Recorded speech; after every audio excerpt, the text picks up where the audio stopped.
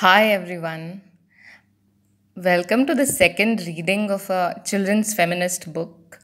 The last book was called The Elephant Bird and spoke about disability, overcoming your fear, and about protecting the ecology. This book is called The Sultana's Dream, published by Tara Books. Sultana's Dream first appeared in 1905, 10 years before the American feminist and novelist Charlotte P. Gilman published her feminist utopia, Her Land. Sultana's Dream is an appealing story of reversed parda, the seclusion of women in Ladyland, where peace loving women overpower aggressive men through the power of their brains. Begum Rokeya Shakhawat Hossain, who lived during the last years of colonial rule in East Bengal, was a quiet and determined pioneer of Muslim feminist thought and writing. Championing Muslim women's rights to education and freedom, this was her first full length work in English. This edition of Sultana's Dream is a fascinating dialogue across time and cultures. Durga Bai, a brilliant woman artist from Gond tribe of central India, has drawn her response to this 100-year-old feminist fable. She delights in drawing women in variety of situations. Let's start reading. Sultana's Dream, Begum Rokeya Sakhawat Hossain, illustrated by Durga Bai.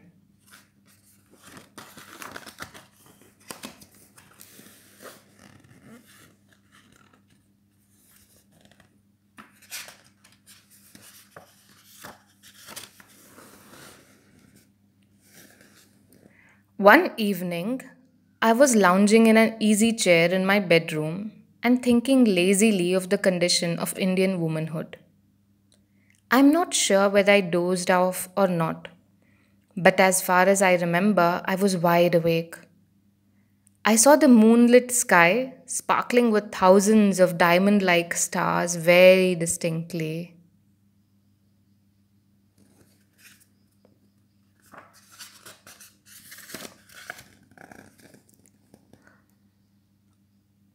All of a sudden, a lady stood before me. How she came in, I don't know. I took her for my friend, Sister Sarah. Good morning, said Sister Sarah. I smiled inwardly as I knew it was not morning but starry night. However, I replied to her, saying, How do you do? I'm all right, thank you. Will you please come out and have a look at our garden? I looked again at the moon through the open window and thought there was no harm in going out at that time. The men servants outside were fast asleep just then, and I could have a pleasant walk with Sister Sarah.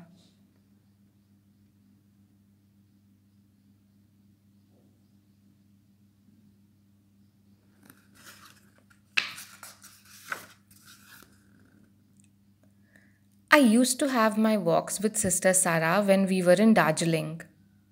Many a time did we walk hand in hand and talk light-heartedly in the botanical gardens there.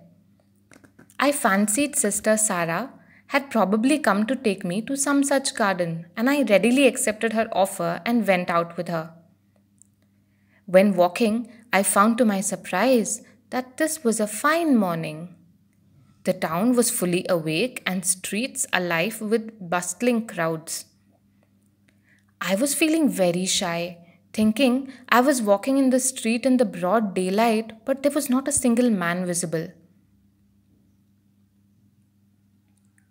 Some of the passers by made jokes at me. Though I could not understand their language, yet I felt sure they were joking. I asked my friend, What do they say? The women say that you look very mannish. Mannish? Said I. What do they mean by that? They mean that you're shy and timid like men. Shy and timid like men? It was really a joke.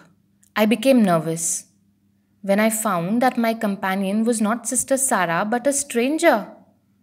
Oh, what a fool had I been to mistake this lady for a dear old friend, Sister Sarah. She felt my fingers tremble in her hand as we were walking hand in hand. What is the matter, dear? She asked affectionately. I feel somewhat awkward, I said in rather apologizing tone. As being a Pardanishin woman, I am not accustomed to walk about unveiled. You need not be afraid of coming across a man here. This is Ladyland, free from sin and harm. Virtue herself reigns here. By and by, I was enjoying the scenery. Really, it was a very grand. I mistook a patch of green grass for velvet cushion. Feeling as if I was walking on a soft carpet, I looked down and found the path covered with moss and flowers. How nice it is, said I. Do you like it? Asked Sister Sarah. I continued calling her Sister Sarah and she kept calling me by my name. Yes, very much, but I do not like to tread on tender and sweet flowers. Never mind, dear Sultana, your treading will not harm them. They are street flowers. The whole place looks like a garden, said I admiringly. You have arranged every plant so skillfully. Your Calcutta could become nicer garden than this if only your countrymen wanted to make it so. They would think it useless to give so much attention to horticulture while they have so many other things to do. They could not find a better excuse, said she with a smile. I became very curious to know where the men were. I met more than 100 women while walking there, but not a single man.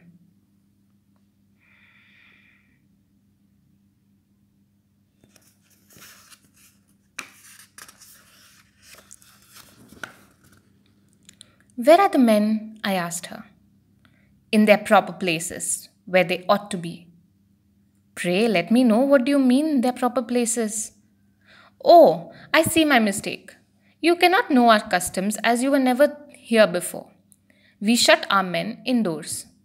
Just as we are kept in Zenana? Exactly so. How funny! I burst into a laugh. Sister Sarah laughed too. But dear Sultana, how unfair it is to shut in the harmless women and let loose the men. Why? It is not safe for us to come out of the Zenana as we are naturally weak. Yes, it is not safe so as long as there are men about the streets, nor is it so when a wild animal enters a marketplace. Of course not.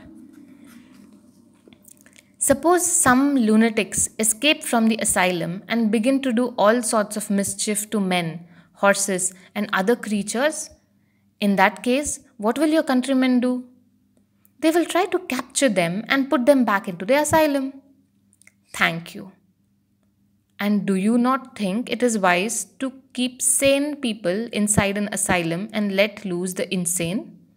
Of course not, I said laughing lightly. As a matter of fact, in your country, this very thing is done.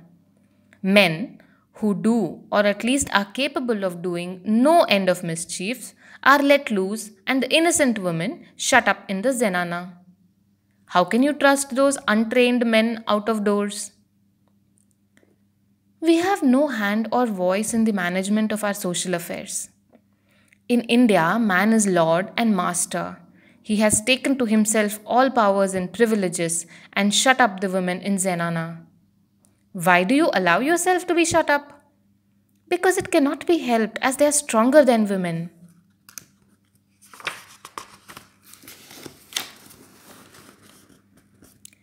A lion is stronger than a man, but it does not enable him to dominate the human race. You have neglected the duty you owe to yourself, and you have lost your natural rights by shutting your eyes to your own interests. But my dear sister Sarah, if we do everything by ourselves, what will the men do then? They should not do anything, excuse me. They are fit for nothing. Only catch them and put them into Zenana. But would it be very easy to catch and put them inside the four walls? Said I. And even if this thing was done, would all their business, political and commercial, go with them into the Zenana? Sister Sarah made no reply. She only smiled sweetly. Perhaps she thought it useless to argue with one who was no better than a frog in a well. By this time, we reached Sister Sarah's house.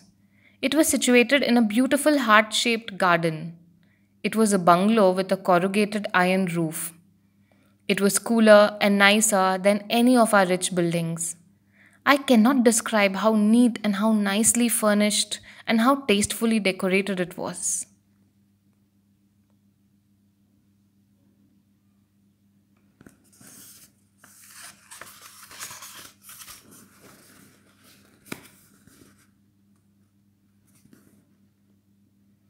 We sat side by side. She brought out of the parlor a piece of embroidery work and began putting on a fresh design. Do you know knitting and needlework? Yes, we have nothing else to do in our Zenana.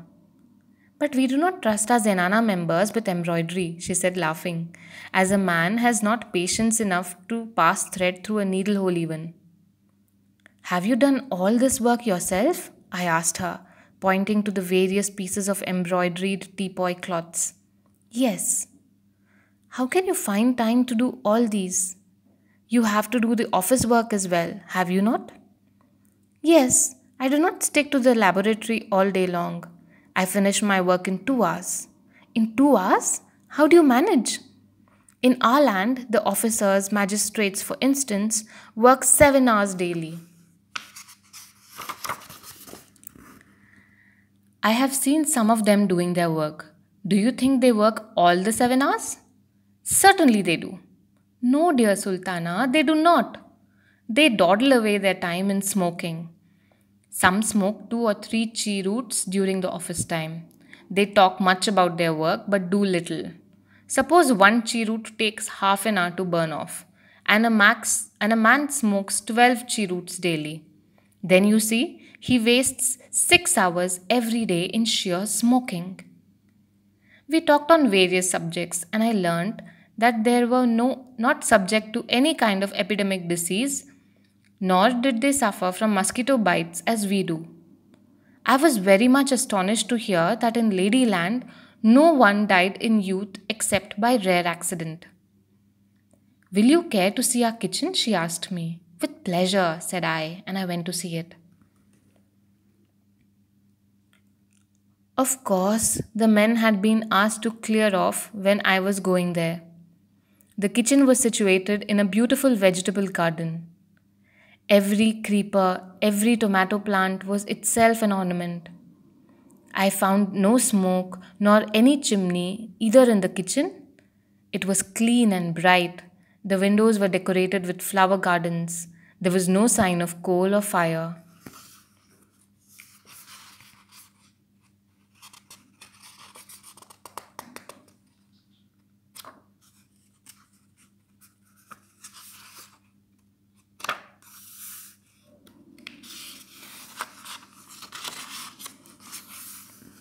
This is the kitchen. How do you cook? I asked. With solar heat, she said, at the same time showing me the pipe through which passed the concentrated sunlight and heat. And she cooked something then and there to show me the process. How do you manage to gather and store up the sun heat? I asked her in amazement. Let me tell you a little of our past history then. 30 years ago, when our present queen was 13 years old, she inherited the throne. She was queen in name only, the prime minister really ruling the country. Our good queen liked science very much. She circulated an order that all the women in her country should be educated. Accordingly, a number of girls' schools were founded and supported by the government. Education was spread far and wide among women, and early marriage was also stopped. No woman was allowed to marry before she was 21. I must tell you that before this change, we had been kept in strict parda. How the tables are turned, I interposed with a laugh. But the seclusion is the same, she said. In a few years, we had separate universities, there were no men admitted.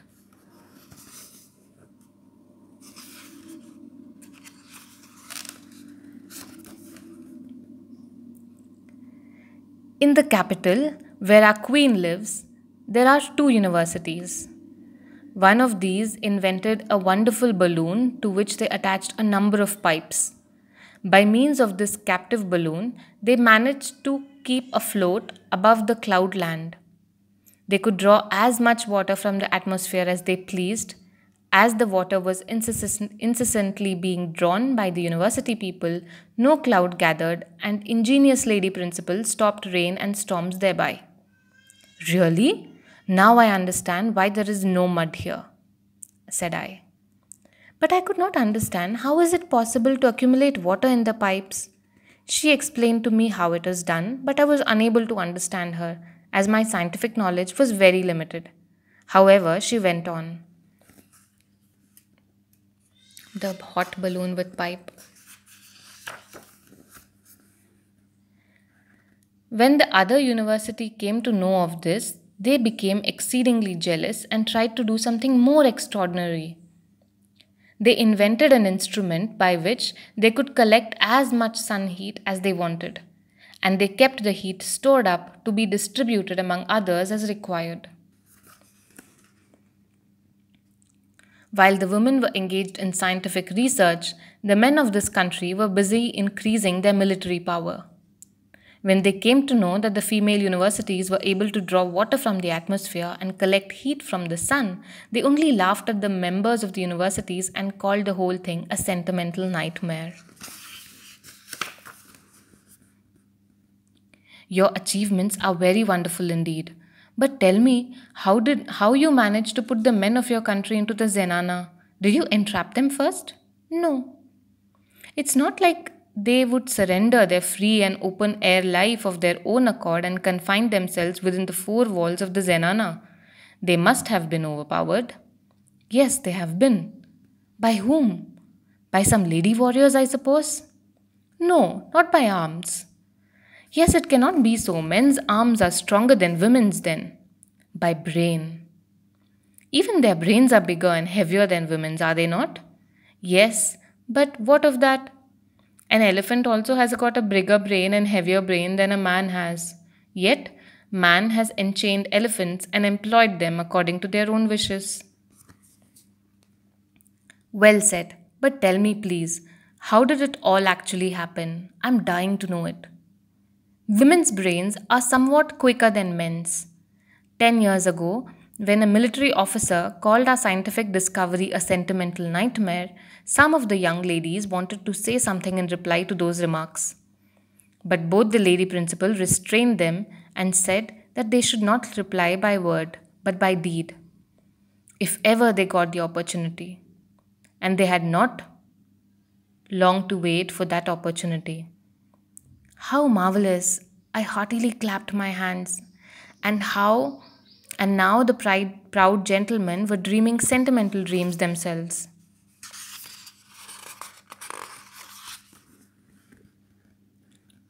Soon afterwards, certain persons came from a neighboring country and took shelter in ours.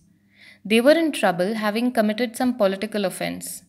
The king, who cared more for power than for good government, asked our kind hearted queen to hand them over to his officers. She refused, as it was against her principle to turn out refugees. For this refusal, the king declared war against our country. Our military officers sprang to their feet at once and marched out to meet the army. The, the enemy. The enemy, however, was too strong for them. Our soldiers fought bravely, no doubt, but in spite of all their bravery, the foreign armies advanced step by step to invade our country. Nearly all the men had gone out to fight. Even a boy of 16 was not left home. Most of our warriors were killed, the rest driven back, and the enemy came within 25 miles of the capital. The battle scene.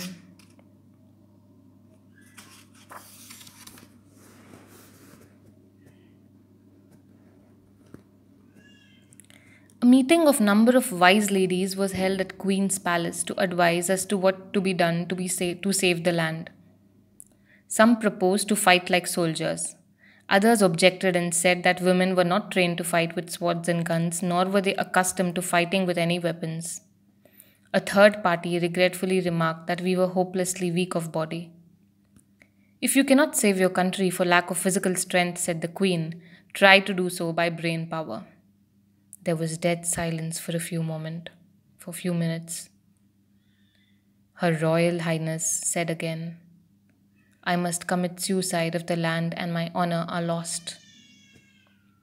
Then the lady principal of the second university, who had collected sun heat, who had been silently thinking during the consultation, remarked that they were all but lost and there was little hope left for them. There was, however, one plan which she would like to try, and this would be her first and last effort. If she failed at this, there would be nothing left but to commit suicide. All present solemnly vowed that they would never allow themselves to be enslaved no matter what happened. The Queen thanked them heartily and asked the lady principal to try her plan. The meeting between the Queen and the wise ladies.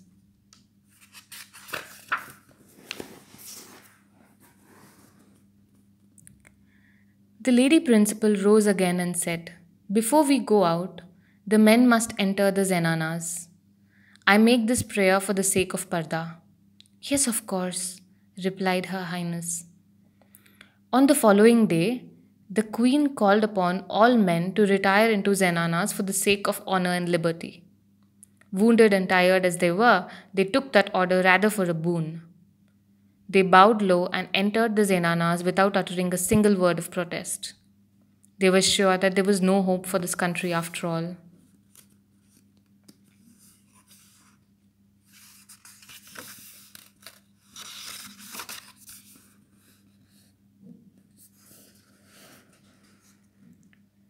Then the lady principal with her 2,000 students marched to the battlefield and arriving there directed all the rays of the concentrated sun and heat towards the enemy. The heat and light were too much for them to bear. They all ran away panic-stricken, not knowing in their bewilderment how to counteract that scorching heat. When they fled away, leaving their guns and their ammunitions of war, they were burned down by means of the same sun heat. Since then, no one had tried to invade our country anymore. And since then, your countrymen never tried to come out of the zenana? Yes, they wanted to be free. Some of the police commissioners and district magistrate sent word to the Queen to the effect that the military officers certainly deserved to be imprisoned for their failure, but they never neglected their duty and therefore should not be punished, and they prayed to be restored to their respective offices.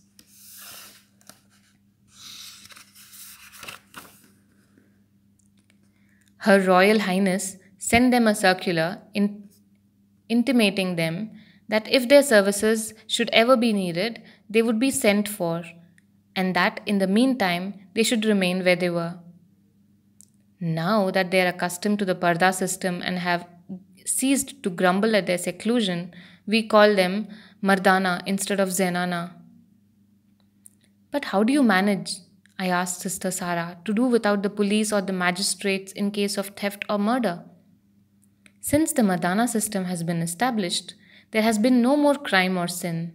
Therefore, we do not require a policeman to find out a culprit, nor do we want a magistrate to try a criminal case.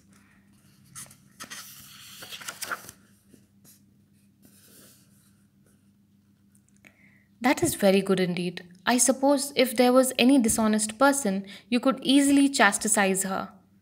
As you gained a decisive victory without shedding a single drop of blood, you could drive off crime and criminals too without much difficulty. Now, dear Sultana, will you sit here or come to my parlour? She asked me. Your kitchen is not inferior to a queen's boudoir, I replied with a pleasant smile. But we must leave it now, for the gentlemen may be cursing me for keeping them away from their duties in the kitchen so long. We both laughed heartily.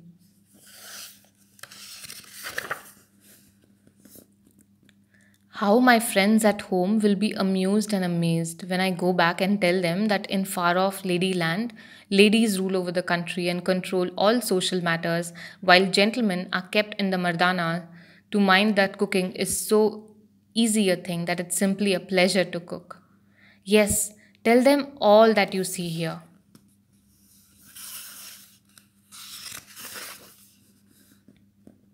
The balloon with pipe. Please let me know how to carry on land cultivation and how you plow the land and do other hard manual work.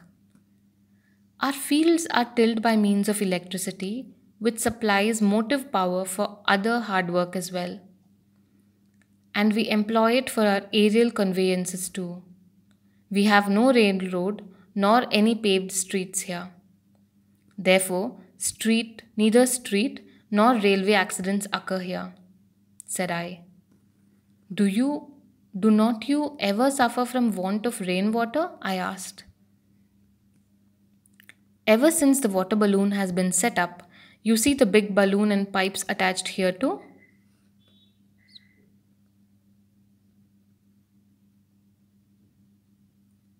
By their aid, we can draw as much rainwater as we require, nor do we ever suffer from flood or thunderstorms.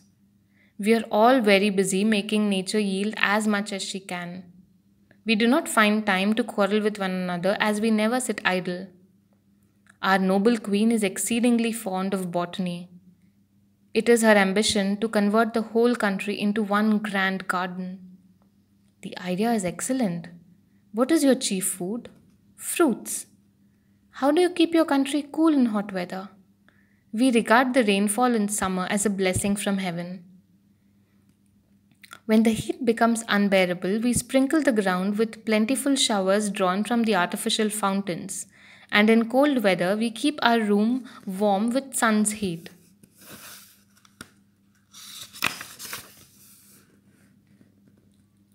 She showed me her bathroom, the roof of which was removable. She could enjoy a shower bath whenever she liked by simply removing the roof, which was like a lid of a box, and turning on the tap of a shower pipe. You're lucky people, ejaculated I. You know, no want. What is your religion, may I ask? Our religion is based on love and truth. It is our religious duty to love one another and to be absolutely truthful. If any person lies, she or he is punished to death. No, not with death. We do not take pleasure in killing a creature of God, especially a human being. The liar is asked to leave this land for good and never to come to it again. Is an offender never forgiven?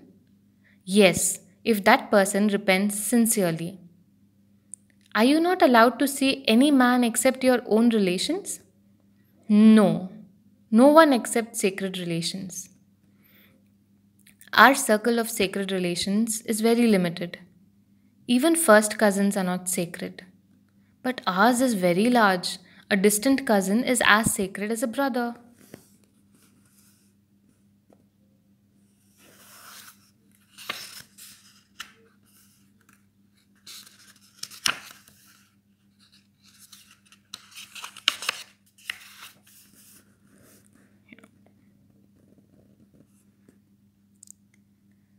That is very good. I see purity itself reigns over your land.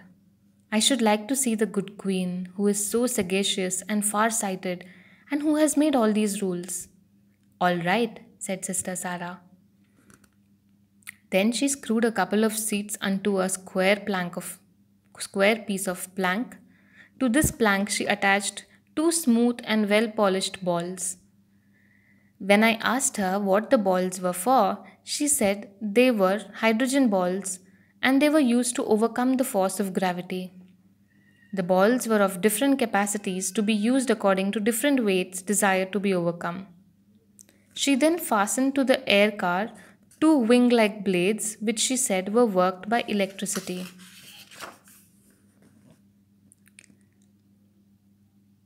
After we were comfortably seated, she touched a knob and the blades began to whirl, moving faster and faster every moment. At first, we were raised to the height of about 6 or 7 feet, and then off we flew. The vehicle.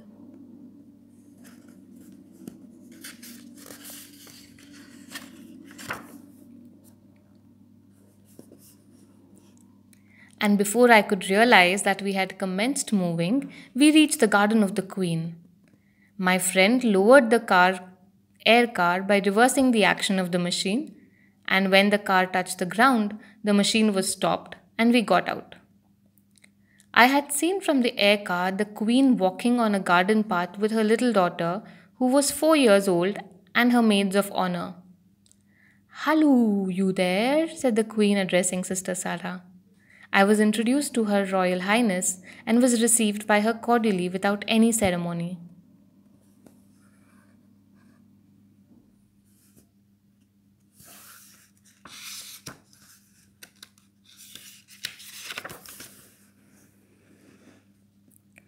I was very much delighted to make her acquaintance.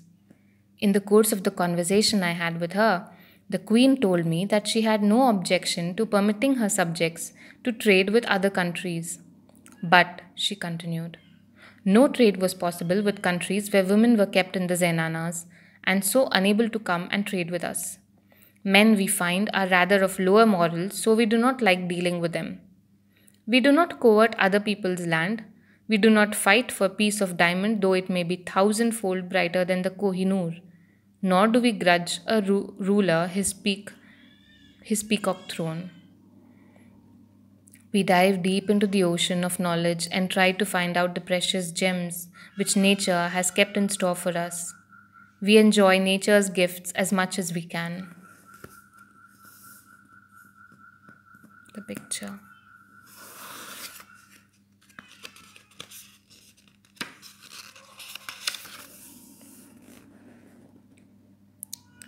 After taking leave of the Queen, I visited the famous universities and was shown some of their manufactories, laboratories, and observatories.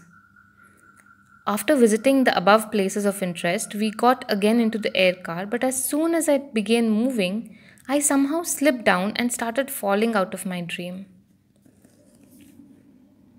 And on opening my eyes, I found myself in my own bed, lounging in the easy chair.